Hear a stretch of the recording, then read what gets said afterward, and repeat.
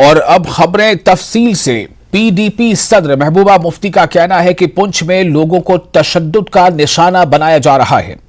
महबूबा मुफ्ती ने कहा है कि एक शख्स के खुदकुशी करने की बात की जा रही है, जबकि उसके घर वालों का कहना है कि वो हिरासत में था। महबूबा मुफ्ती ने कहा कि कश्मीर आज ग्वांतानामो से भी बदतर है। उन्होंने हुकूमत से सवाल किया कि इस इलाके के अमन पसंद लोगों को क्यों निशाना बनाया जा रहा है। पीडीपी सदर ने कहा कि G20 से पहले जनूबी कश्मीर में कई नौजवानों को गिरफ्तार किया जा चुका है। इन नौजवानों को क्यों गिरफ्तार कर रहे हैं? अगर हुकूमत का दावा है कि अमन कायम है तो ये गिरफ्तारियां आखिर क्यों की जा रही हैं? महबूबा मुफ्ती ने पुंछ वाक़े की जांच का मुतालबा किया।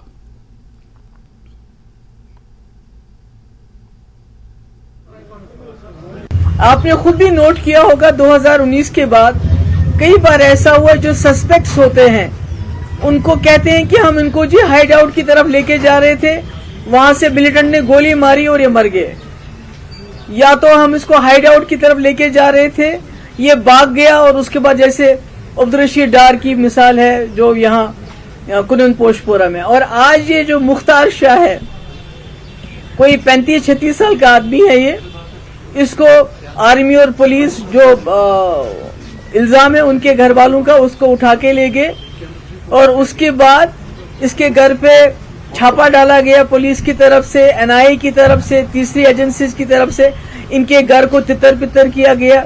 इसका बाप जो बहुत ही बुजुर्ग आदमी है उसके साथ बड़ी बदसलूकी की गई, इसके बीवी बच्चों के साथ बदसलूकी की गई। और अचानक एक वीडियो आता है जिसमें ये शख्स ये कहते हुए सुना जाता है कि मैं तंग आ गया हूं, मेरे घर वालों को, मेरे दोस्तों को, मेरे गांव वालों को तंग किया जा रहा है, और हाथ में उसके बॉटल है। मगर अगर वो वीडियो उसने खुद शूट किया है तो फिर वो हिलना नहीं चाहिए था, वो एक ही जगह स्टेशन होना चाहिए था, वो नहीं। इसका मतलब है कोई ना कोई ऐसा जरूर था जिसने इसकी, अगर इसने खुदकुशी की है तो उस खुदकुशी के में उसको साथ दे रहा था। वो कौन है? इट्स अबेटमेंट टू सुसाइड, उसको सजा होनी चाहिए, इसका इन्वेस्टिगेशन होना चाहिए। इसी तरह दूसरा एक है ज़हूर अहमद शाह, ये नार मेंढर का रहने वाला है, और मोहम्मद सईद नार मेंढर का रहने वाला है। ये इतने जख्मी हैं, इनकी इतनी पूछताछ हुई, इतनी मारपीट हुई है।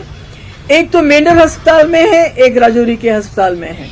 तो क्या आप जानबूझ के इन लोगों के ऊपर जुल्म ढाते हुए इनको मजबूर करना चाहते हैं कि ये कुछ ऐसा अपने डिफेंस में, अपने आप के, अपने बचाव में ये लोग कोई ऐसा वैसा रास्ता इख्तियार करें जिसके नताइज हम सबको भुगतने पड़े? क्योंकि कोई राजौरी पुंछ से कोई खबर नहीं आ रही है, कोई कुछ नहीं हो रहा है, किसी को कोई अखबार वाला नहीं लिख रहा है इसके बारे में, कोई जो है चैनल वाला इसकी बात नहीं करता है। तो मैंने कहा कम से कम मैं तो बात करूं, हो सकता है उन लोगों को थोड़ी सी सहूलियत हो जाए जो इस वक्त बुजुर्ग, तो बुजुर्ग, बच्चे क्या, औरतें क्या, सबकी इस वक्त जो है टॉर्चर हो रहा है, सबकी पूछताछ में पिटाई हो रही है। देखिए, इसमें कोई शक नहीं कि हमारे जो है सैकड़ों के, हजारों के तादाद के मुताबिक हमारे नौजवान न सिर्फ जम्मू कश्मीर बल्कि बाहर की जेलों में है, और उन पे कोई केस नहीं चल रहा है, कोई गवाही पेश नहीं होती है, जिसकी वजह से जो प्रोसेस है वो बहुत बड़ी सजा बन चुका है। अगर आपने उन पे केस चलाना तो केस चलाइए, गवाह को पेश कर लीजिए, वो भी नहीं करते हैं। कोई उनका नामो निशान ही, कोई नाम ही नहीं लेता। उनके घर वाले बेचारे गरीब हैं, वो वकील क्या लड़ेंगे, वो तो वहां जा भी नहीं सकते हैं। मगर इस वक्त मेरी आपसे गुजारिश है, जो इस वक्त पुंछ में खासकर जो हालात हैं उसके बारे में मैं चाहती हूँ कि आप लोग जो है लोगों को आगाह करें, ताकि सरकार के ऊपर भी थोड़ा प्रेशर पड़े और जो इन्होंने वहां जुल्म सितम करना शुरू कर दिया उसमें कोई तफावत हो जाए। खासकर जो रूलिंग पार्टी रही है उनका एक इल्जाम इस तरह से लगाना कहीं ना कहीं फ्रस्ट्रेशन को दिखाता है। सवालिया निशान लगाना आर्मी के ऊपर, और खासकर उस चीज के ऊपर जो टेरर अटैक है, उनको वो भी जवाब देने चाहिए। जब उनकी रजीम थी या जब उनकी गवर्नमेंट थी तो उसमें जब वो टेरर अटैक होते थे, जब वो अनंतनाग की सीट जीत कर आई थी और हमारे 8 जवान जो है अनंतनाग पहलगाम वाले रूट के ऊपर जो है शहीद कर दिए गए थे, सवालिया निशान तो उनके ऊपर भी, और जब वो चीफ मिनिस्टर थी उनकी क्रेडिबिलिटी पे भी, और जब उनकी पार्टी जब सत्ता में थी उनके ऊपर भी बहुत सवालिया निशान है। तो इसीलिए उन चीजों के ऊपर बोलना जो नेशनल सिक्योरिटी को कहीं ना कहीं हर्ट करता है, उनके सेंटिमेंट्स को कहीं ना कहीं हर्ट करता है। महबूबा जी का हमेशा से ये रहा है कि वे हमेशा से पाकिस्तान की बोली बोलते हैं और हिंदुस्तान का खाने के बाद, हिंदुस्तान की कॉन्स्टिट्यूशन की शपथ लेने के बाद भी वो जो है उन्हीं का राग लापते हैं कि वो चाहे चीफ मिनिस्टर रही, चाहे वो ओहदों पे रही, उनके जो मुफ्ती साहब थे वो होम मिनिस्टर रहे, उसके बावजूद भी अगर वो इस तरह की बात कर रही हैं तो कहीं ना कहीं उनकी समझ और उनकी सोच पे मुझे अफसोस आता है। हालिया बयान उन्होंने दिया है जो पकड़ा गया है कि 3 महीने से आतंकवादी मेरे घर में रुका हुआ था, उसको शरण दी है। ये किस तरह का टॉर्चर वो चाहती है? सच्चाई बाहर निकल के आ रही है तो इसका मतलब वो टॉर्चर हो रहे हैं। कहीं ना कहीं उनके भी गरेबान के अंदर उनको झांकने की जरूरत है कि वो किसके साथ हैं, हिंदुस्तान के साथ हैं या पाकिस्तान के साथ हैं। जिस जगह पे हादसा हुआ तोता गली में, वो सुनसान जगह है और मौजूदा वक्त में ना पुलिस की सिंगल गाड़ी वहां से जाती है ना आर्मी की जाती है। अगर ये छोटी मोटी कार्रवाई थी तो जो वीडियो बाद में आई है जिसमें सिविल लोग उस आग को बुझा रहे हैं, फौज का कोई बंदा आसपास दिख नहीं रहा है। अब चूंकि अगर ये ग्रेनेड अटैक हुआ है या कोई हमला हुआ है, यहाँ गोलियां चली हैं, तो फिर जो आसपास दूर तक उसकी आवाजें जाती हैं उसका फिर पता लग जाता है। अब हम यही कह सकते हैं कि चूंकि ये इन्वेस्टिगेशन हो रही है, ये इन्वेस्टिगेशन में क्या क्या सिचुएशन होती है, क्या चीज वहां हुआ है, उस इन्वेस्टिगेशन के फौरन बाद में ही पता लगेगा। अब मैं इस मामले में ये समझता हूं कि जो फौज काम कर रही है वहां इसको इन्वेस्टिगेट करने की, लेकिन मैं भी ये भी गुजारिश करूंगा कि हर एक को रेगमाल नहीं बनाना चाहिए, हर एक आदमी को पकड़ के इसमें टॉर्चर भी नहीं करना चाहिए। कहीं न कहीं तो फेलियर हुआ है, क्योंकि ये जो सुनसान जगह है यहां एक गाड़ी आर्मी की नहीं जाती है, ये जब चलती है तो कॉन्वॉय में चलती है। हम लोग यही समझेंगे कि नाजायज किसी को तंग नहीं करना चाहिए, किसी को नुकसान भी नहीं होना चाहिए। गुनाहगार जो है अगर उसमें कोई इन्वॉल्व है तो उसको फांसी पे चढ़ाओ, क्योंकि हम तो उसकी कोई सपोर्ट नहीं कर सकते, न करेंगे। लेकिन अगर बेगुनाह को थप्पड़ भी मारेंगे तो इंसान को दुख होता है और इसमें मिलिटेंसी में कमी नहीं होगी, इजाफा होगा।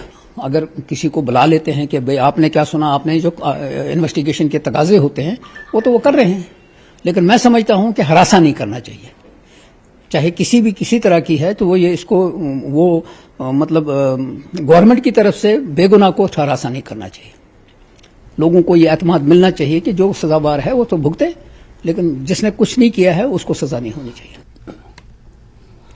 और आगे बढ़ते वजीर आजम नरेंद्र मोदी के रेडियो प्रोग्राम मन की बात का 100वां एडिशन इतवार को पेश किया जाएगा। जम्मू कश्मीर बीजेपी ने मन की बात प्रोग्राम को सुनने के लिए मुकम्मल तैयारियां कर ली है।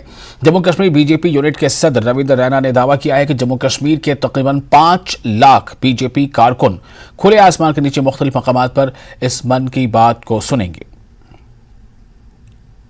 देश के साथ साथ जम्मू कश्मीर में भी बड़े पैमाने पर मोदी साहब के द्वारा जो प्रसारित संचालित मन की बात का जो कार्यक्रम है उसके 100वें एपिसोड की पूरी तैयारियां हैं। जम्मू रीजन में 5000 स्थानों पर एक कार्यक्रम ऑर्गेनाइज किया जा रहा है, जहां लोग इकट्ठे मिलके मन की बात के इस कार्यक्रम को सुनेंगे।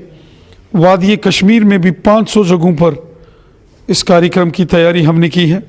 5 लाख से ऊपर लोग इस कार्यक्रम में इकट्ठे होकर सामूहिक सुनेंगे। अपने अपने घरों में तो सुनते ही हैं, लेकिन 5 लाख के करीब लोग इकट्ठे होकर, चाहे पोलिंग बूथ्स पर हों, पंचायत लेवल पर हों, मंडल पर हों, ज़िला हो, स्टेट हो, जम्मू हो या कश्मीर हो, इकट्ठे होकर जो लोग सुनेंगे उसकी एक एस्टिमेटेड जो नंबर है वो 5 लाख है। और मुझे लगता है ये 5 लाख से ऊपर जाएगा। पूरी धूमधाम के साथ एक त्यौहार की तरह इसकी सारी तैयारी चल रही है।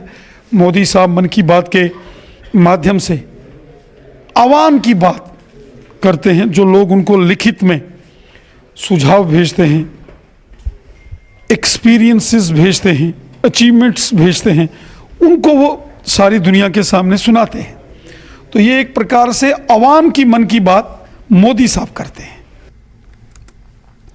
और पुंछ में बीजेपी लीडरों ने प्रेस कॉन्फ्रेंस की। वजीर आजम नरेंद्र मोदी के रेडियो प्रोग्राम मन की बात के 100वें एडिशन को कामयाब बनाने की अपील की गई। रियासती तर्जुमान सुनील गुप्ता, जिले सरबराह राजेश कुमार ने बताया कि पार्टी की तरफ से मंडल सतह से लेकर बूथ सतह तक वजीर आजम के मन की बात प्रोग्राम को सुनने के लिए इंतजाम किए गए हैं। बात का डिस्ट्रिक्ट इंचार्ज भी हूँ, तो मेरे साथ को इंचार्ज जतिन सूदिन जी हैं डिस्ट्रिक्ट के। तो हम इस उपलक्ष्य में ये हमने एक प्रेस कॉन्फ्रेंस जो बुलाई है, ये इस उपलक्ष्य में है कि पूरे पुंछ जिला में बूथ लेवल तक मंडल हर जगह जो है मन की बात के जो प्रोग्राम है वो लोगों तक पहुँचाए जाएंगे।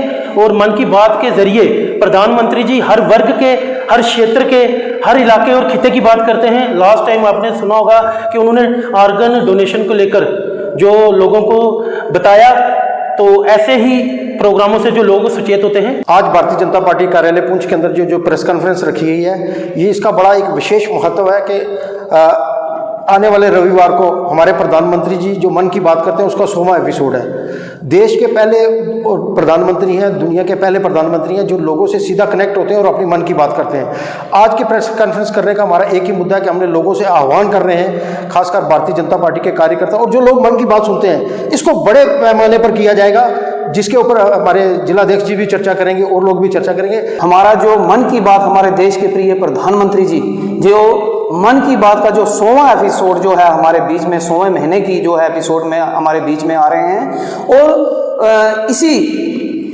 मन की बात के माध्यम से हम हमारे देश के प्रिय प्रधानमंत्री जी जो हैं सब लोगों तक एक संदेश पहुंचाना चाहते हैं कि 100वां एपिसोड हमारा होने जा रहा है। इसमें हमें क्या क्या लोगों को स्कीमें बताई हैं, क्या क्या काम किए हैं हमने, ये पूरी जो है मन की बात के माध्यम से जो है जनता तक पहुंचना चाहते हैं। रविवार को जो है हमारा 100वां एपिसोड जो है होने जा रहा है, उस पर जो है मन की बात जो है हर जगह